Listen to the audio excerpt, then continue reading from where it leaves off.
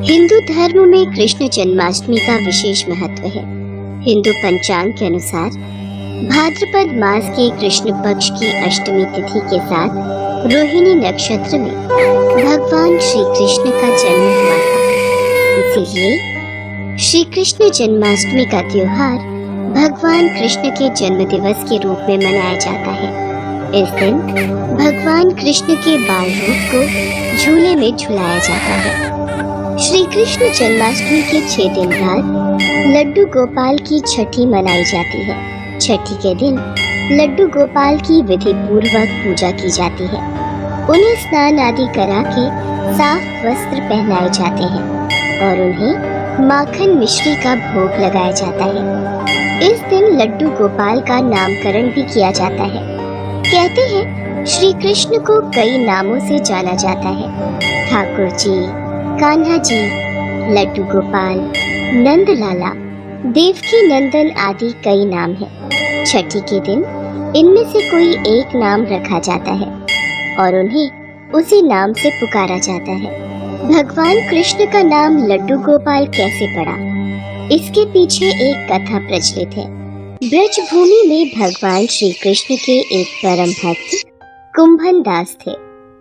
कुंभन दास का एक पुत्र था, रघुनंदन। कुंभन दास हमेशा श्री कृष्ण की भक्ति में लीन रहते थे और भगवान की सेवा के चलते वे उन्हें छोड़कर कहीं नहीं जाते थे। एक बार उन्हें वृंदावन से भागवत का पाठ करने का न्योता आया। पहले तो कुंभन दास ने उन्हें मना कर दिया, फिर लोगों के बहुत ज्यादा जोर देने पर वे मान गए। उन्होंने सोचा कि भगवान की सेवा की तैयारी करके जाएंगे और रोजाना कथा करके वापस लौट आएंगे।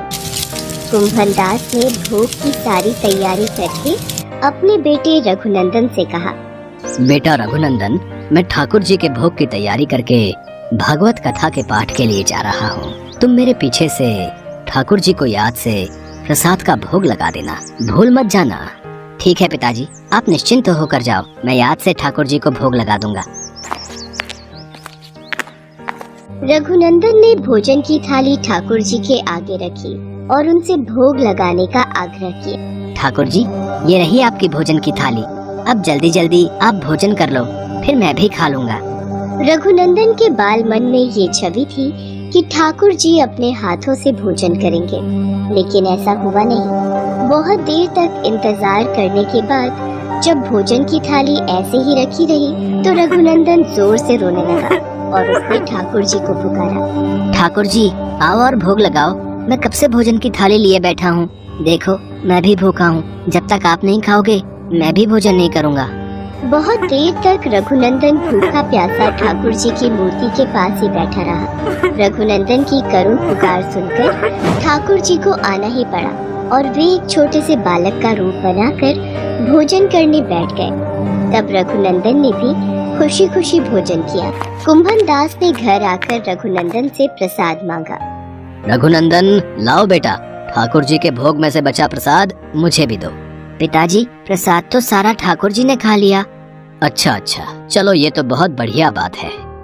कुंभन दास को लगा रघुनंदन को भूख लगी होगी तो वही सारा भोजन खा गया होगा, लेकिन अब तो ये रोज की कहानी हो गई थी। कुंभन दास लौटकर जब भी रघुनंदन से प्रसाद मांगते तो वो यही उत्तर देता। अब कुंभन दास को शक होने लगा, तो उन्होंने एक दिन लड्डू बनाकर थाली में रखे और छुपकर देखने लगे कि रघुनंदन क्या करता है। लड्डू की थाली रघुनंदन ने ठाकुर जी के आगे रखी तो ठाकुर जी ने बालक का रूप धारण किया। कुंभन दास ये सब छुपकर देख रहा था। कुंभन दास भागते हुए आए और प्रभु के चरणों में गिरकर विनती करने लगे। उस समय लड्डू गोपाल के एक हाथ में लड्डू था और दूसरे हाथ का लड्डू उनके मुंह में जाने ही वाला था, लेकिन इतने में वे जड़ हो गए। उसके बाद से ही उनके इस रूप की पूजा की जाने लगी और उन्हें लड्डू गोपाल कहा जाने लगा।